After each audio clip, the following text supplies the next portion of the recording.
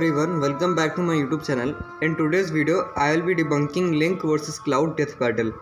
Now sure, I might be a little late because this death battle was released 1 month ago, but when I looked on YouTube, nobody cared to debunk or give a proper debunk regarding this death battle, as this death battle got many things wrong about Link.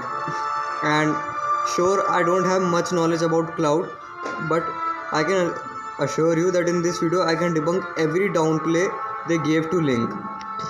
So starting off with this attack potency, Death Battle claimed that Link is only moon level with an attack potency of 60 exatons of TNT, which is simply wrong since Link has demonstrated many feats that even at his weakest that prove that he is way above moon level. For example, Link scales to Ganondorf. Ganondorf in his Calamity Ganon form was able to stop the entire Earth's rotation, which has been carried out to be at around 642 zetatons of TNT, which is already planetary to large planetary in terms of power. Another feat of Link is from Hyrule Warriors when he was able to flip an entire planet, which has been carried out to be at around 2 tenatons of TNT, which is Dwarf Star level. So this gives you an idea that Link is anywhere from large planetary level to Dwarf Star level and clearly above moon level that Death Battle claimed. Other feats of Link include defeating Vati.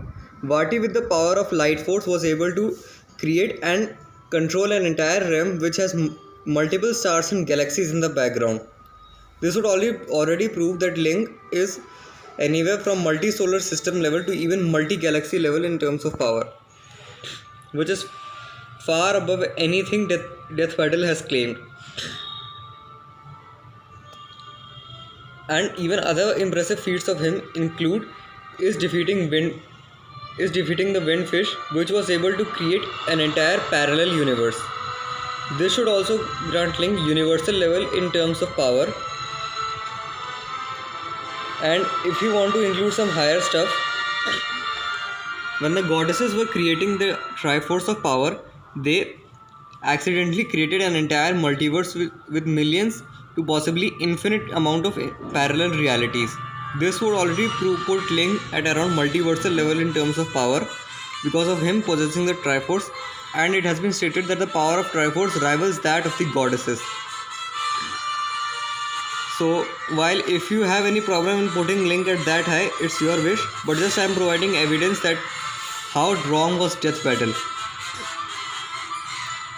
And other downplay comes in speed department when Death Battle claimed that Link's speed is only at around the speed of light and not higher than that, which is simply false since in the game A Link Between Worlds, the Triforce of Power has been able to recreate the entire realm of Lorule, which is an entire universe, in just 3 seconds. The calc that came out for this is 97 trillion times the speed of light. This would already put Link at massively faster than light ranges and clearly above just their mere downplay of light speed.